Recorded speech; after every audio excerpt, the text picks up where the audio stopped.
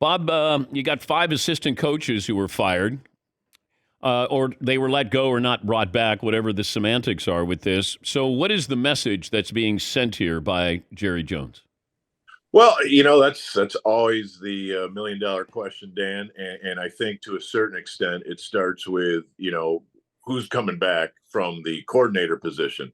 But in general, the idea that you're losing Dan Quinn feels relatively assured. Kellen Moore feels like a coin flip. And I suppose the opportunity, if you will, or at least the obligation to kind of reimagine your coaching staff and maybe even your offensive scheme, which I would be all for, is clear and present. And I guess they're getting out ahead of that with guys with expiring deals, maybe allowing them to go pursue other possibilities. That's fine. I expect we're not just talking about tier 3 assistant coaches being allowed to expire. I assume there's more sweeping changes afoot, but again, with Jerry, he's pretty good about protecting his cards until he has to tell the world. But you were talking about offensive philosophy, maybe Yeah. changing that offensive philosophy. Go into detail about that.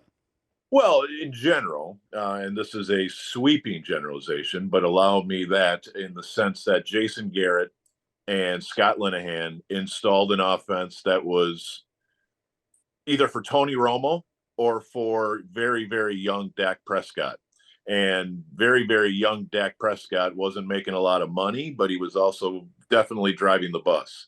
And as this thing has evolved and as Mike McCarthy has taken over, I was under the impression that McCarthy was going to bring in a lot of the stuff that he likes to do and do a lot less of what Jason Garrett likes to do. But when you look at some key plays, and they're running curls across the board again, just like they were with Jason Garrett, where you pause it 2 seconds into the play, Dan, and you say, okay, if you're quarterback, where are you going with the ball right here? And there's no sort of rub routes or horizontal attacks, crossings, things that modern NFL does without any sort of hesitation. The Cowboys really don't do enough of that. So I think Kellen Moore can design great plays.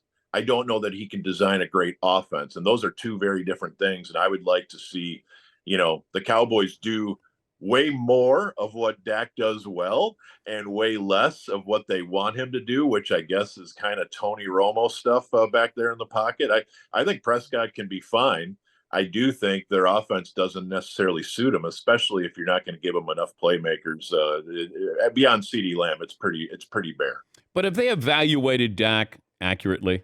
I mean, there's a reason why he went where he went in the draft here, Yeah. and what they're asking him to. He's not Tony Romo, but Right. but are No, they he's not. asking him to be Tony Romo? I think too often they are. And I think this whole league is filled with teams that get to contract time with a guy and they say, okay, on his best day, can he be at the very back of the top 10? Yes. On his worst day, is he still an average NFL starter? Yes. Okay. So are you willing to give him the going rate for a quarterback?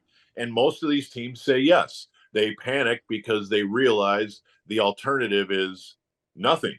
And so the Giants are about to do this. No disrespect to Jalen Hurts, but they're about to get him 45 a year. And are we sure Jalen Hurts is a top 5 guy in this league? Well, this year he was great, but he's also on a loaded roster. So all around the league, teams are making these decisions. We don't have Mahomes. We don't have Josh Allen or Joe Burrow. So what are we going to do? And just about all of them say, all right, extend him at the going rate. Well, the going rate now, Dan, is 5 for 200, and that's a lot of money if a guy isn't the savior.